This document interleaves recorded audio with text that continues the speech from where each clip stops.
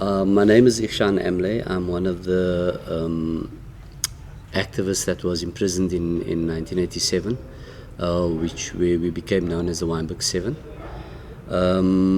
My parents, my father was born in Simonstown.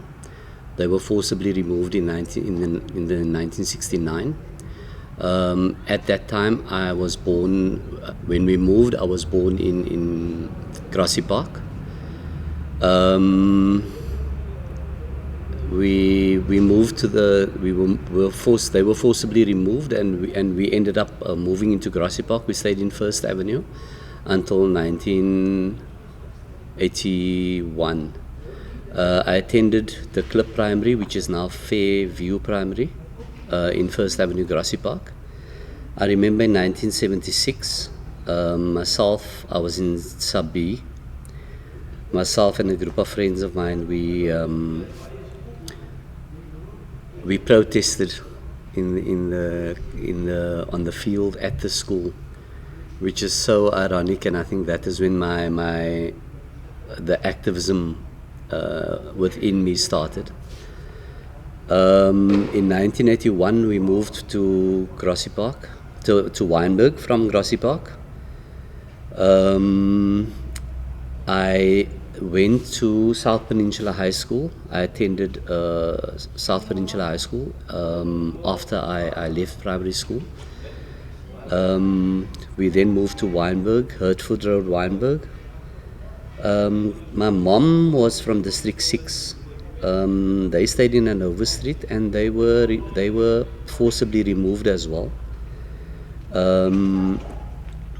I ended up going to South Peninsula in Deep River, which was in a white area, and that is where I got involved in activism, involved in the SRCs, went to meetings, went to mass rallies, and then in late, I think I was in Standard 7, I went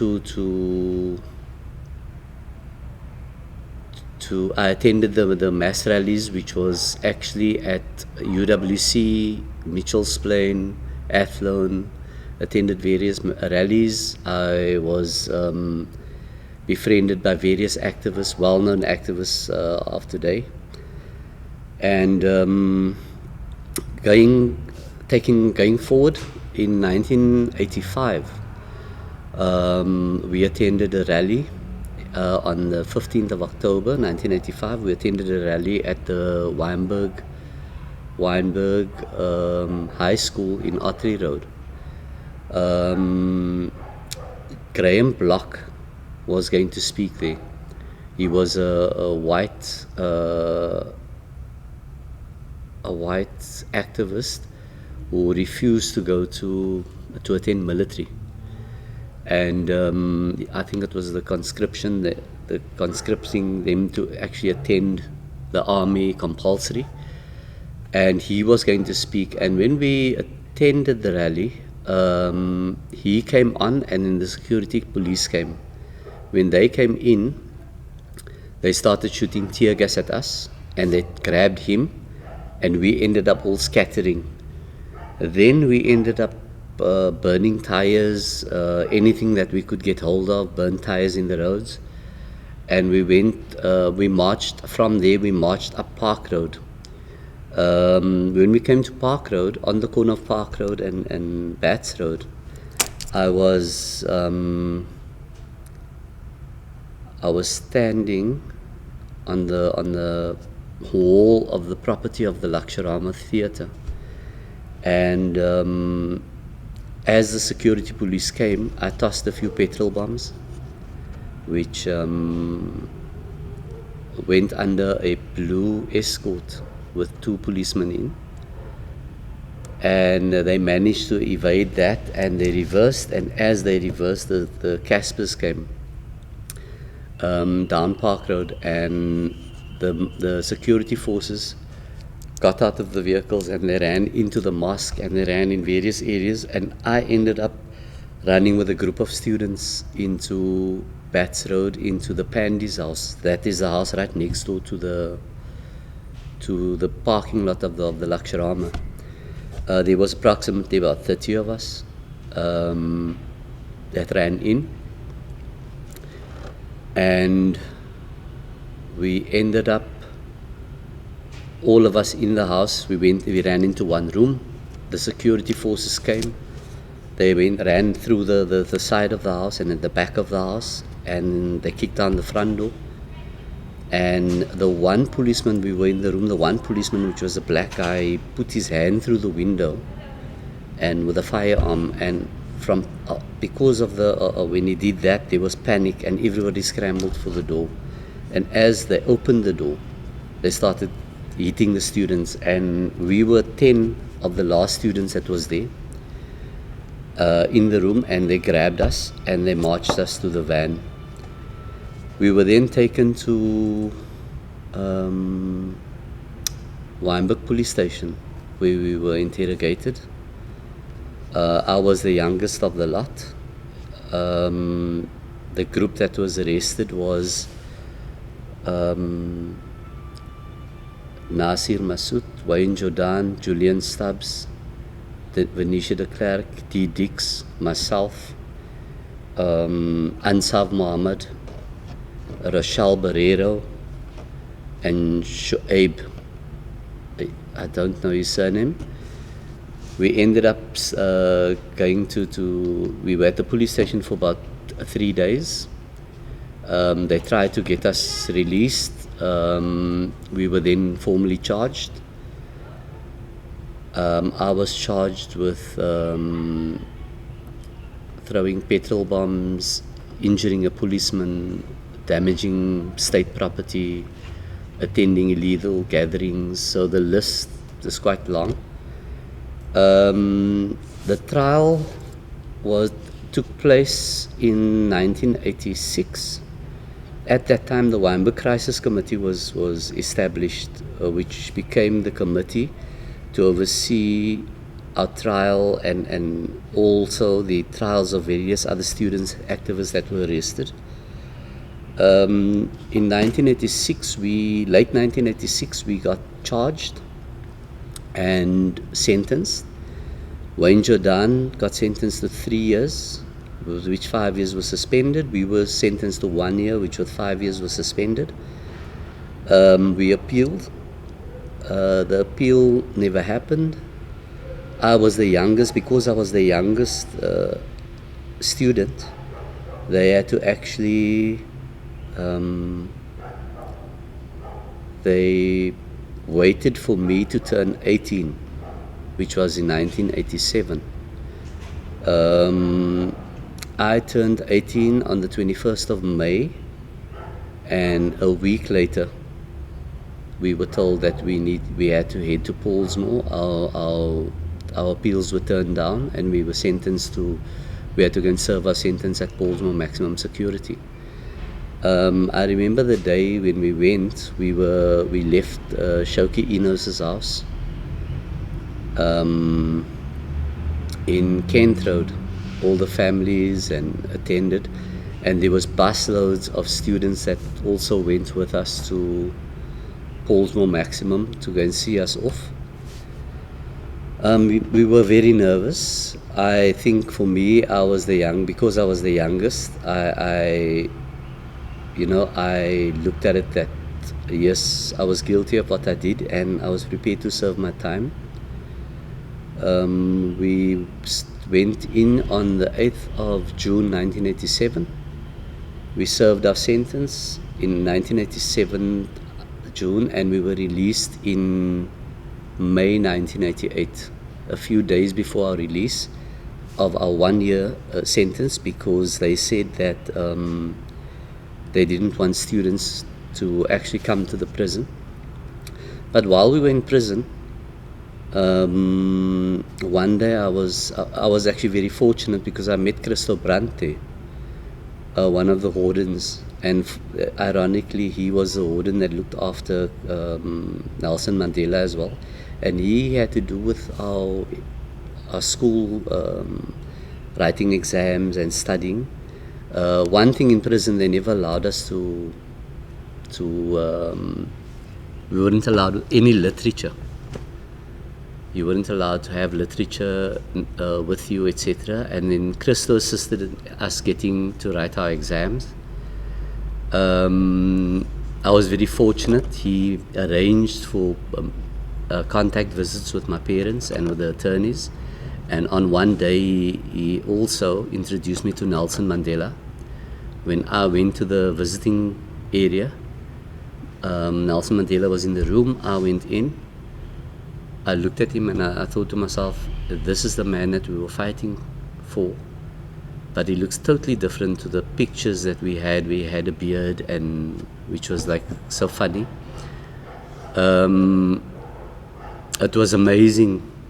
I think that was one of the amazing things that could have happened to me, to actually meet the person that we were fighting with and fighting against, who was also fighting against the apartheid system. And one day we went to the hospital section of the prison, and while I was there, I saw Ibrahim Rasool and Ashley Forbes lying on stretchers with drips lying on top of them. And as far as we recall, they were arrested, but nobody knew where they were. I then saw them, and I went back, and Crystal came to me the evening, and I asked him to please take these notes to my mom so she can pass it on to their families, to say that they are actually held at Paulsmoor Maximum. And they were worst for wear. You could see they were like interrogated, and they were like thin, and you could see. And he ended up taking the letters to my parents, who then passed it on to their families to let them know. At that time, I think Yasmina Pandey was at the women's section as well, because they were on trial. I think she was the only female amongst the males that was all arrested, which was Ashley, Nazim Low, Anwar Dramat, Jeremy Veery, and what was it? Sure, there was like, I can't recall the names. And that is how we ended up going to from there. We ended up going to the top section to do our studies, and there we were introduced to all the other political prisoners, who was Jeremy Veery and them, and all those guys that were arrested at that time. On our release in 1988, we came out. I think one of the biggest disappointments and that we had was that we were not debriefed, we weren't sent to psychologists, so it had an impact on the lives of all of us. Currently, Shauki Inos is mentally unstable. He's attending Lente here, Valkenburg. Nasir is living in East London. He's also lost in time. Wayne is battling, he's staying in Mitchell's Plain. I'm still in contact with the rest of the Wynberg 7. And I think from my side, coming out, I feel that our contribution was well worth it. I have no regrets for what we've done. And the greatest disappointment is that the people of color has not been recognized by the ruling party, yet we were the people that were fighting in the struggle with them, and we were in the trenches as well. We were our contribution was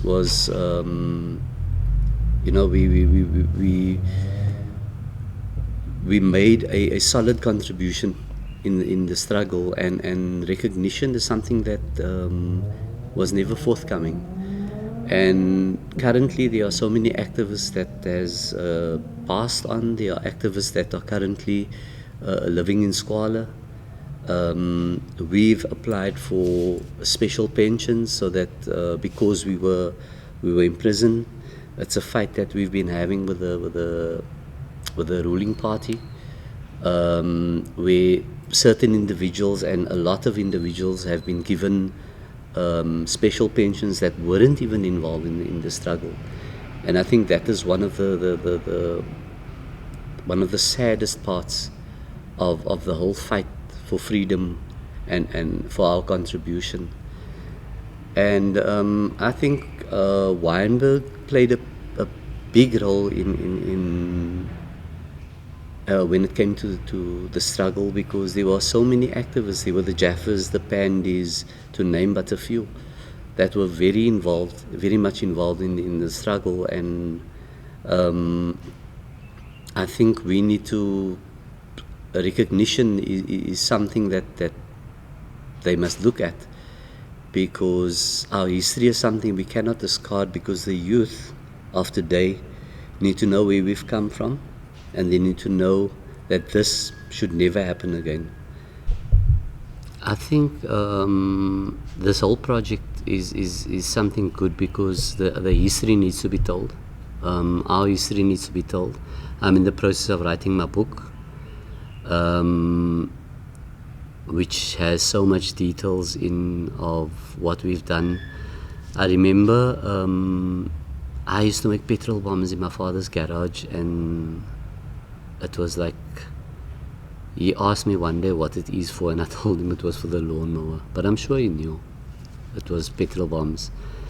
And there was a stage where I went a few nights. I went out with Ashley Forbes and the late Dr. Adil Murat with his golf, and we went to go and burn tires in Wynberg, in South Road, in Ottery Road, in Castletown Road, all the areas that all the roads that led into Wynberg. And I've learned quite a bit. In fact, I've learned quite a lot, and I think my experience has made me realize that we have to stand up for our rights. It's very important that you have to stand up for your rights, especially even with this government. We toppled the apartheid government, and there's nothing stopping the youth of toppling the current government, because we're living in a society where everybody's involved in technology. We never lived up with technology. We did things. We were very active with our hands. We used to play outside. We never used to sit with PlayStations that the kids sit now. And I think that is where they are lost, because they don't have anything that they can latch onto. I latched onto activism at a very young age, because both parents were forcibly removed out of the areas. I questioned a lot. I think my calling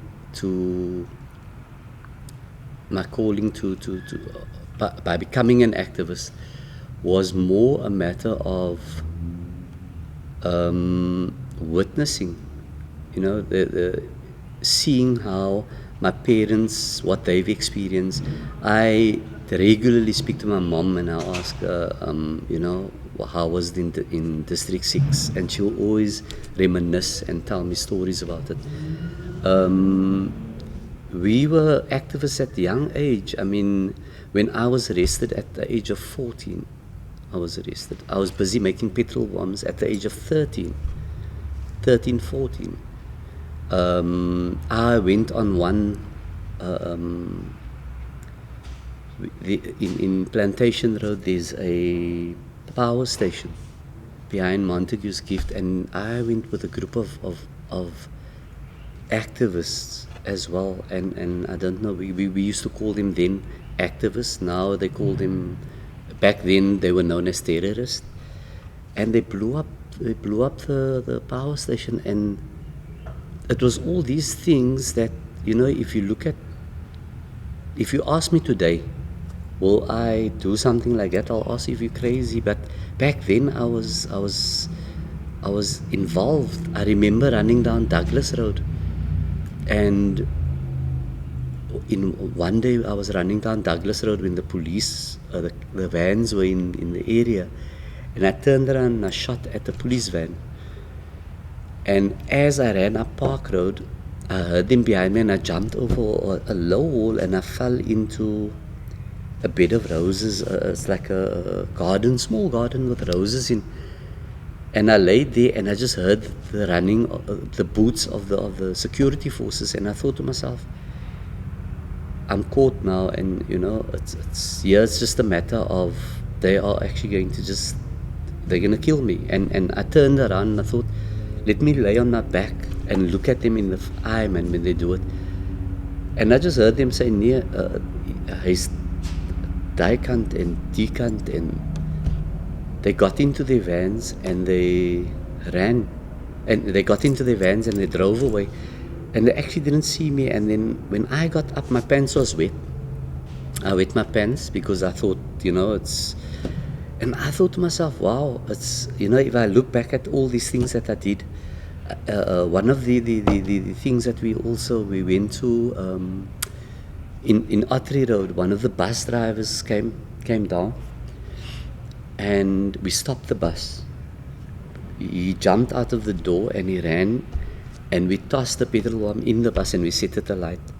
I got into the bus, I grabbed his bag with the money, and I ran after him and I told him, here's your money, we don't want your money, we are actually just burning the bus. And he was like apologetic about it, and he thought we were going to, and I said, no, we're not doing any, here is your, and it was like that funny bags with a sling, with that coin holder, and I still remember, and I gave it to him. And I actually don't know what ever happened to him. And then there was Mr. Mohammed from Engine Garage, used to supply us the tires from the Engine Garage in Ottery Road. We used to get the tires from him to go and burn. And the petrol we used to get, we used to go and buy the petrol at the garage, which was, they weren't allowed to, but these were all people that contributed to it. And then we had, when the Wynberg Crisis Committee was established, the Laksharama gave up their space, as well as Saida Isop. I remember we had meetings in her place, in a flat in Park Road, and all these activists were there, and they were assisting us. And I think it was a month before, 2 weeks before, no, it was about a month before that we were going to prison. I remember Mr. Basil Swart, the former principal of Oaklands, he came to our house and asked if I wanted to go into exile, knowing that I was the youngest of the lot. And I said, I would rather stay, because going into exile, I would never know when I'll ever see my family again. But if I'm going to go and serve my time, I know after a year I'll be back. And it was very emotional for the family, parents, and so I think if I look back at all these small stories and how it impacted my life, and I think my experience made me who I am.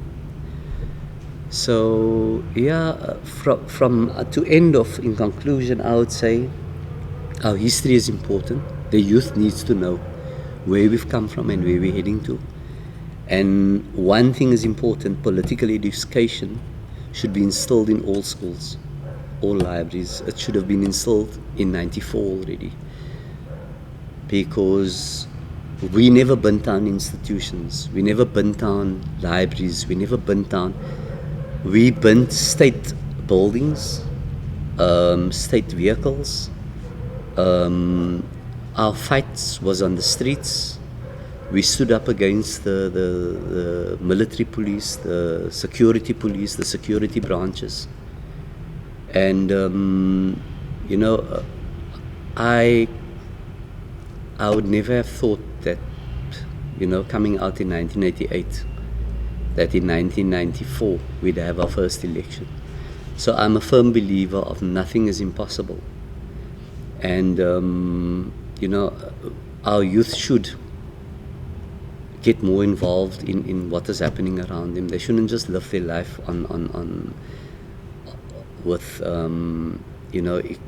wanting to do this and running away from things. They should get more involved to make a change. And you know what, if you can make a change in out of 100 people, if you can make a change in one person, you've achieved it. So yeah, and thank you so much for the opportunity to express my experience and my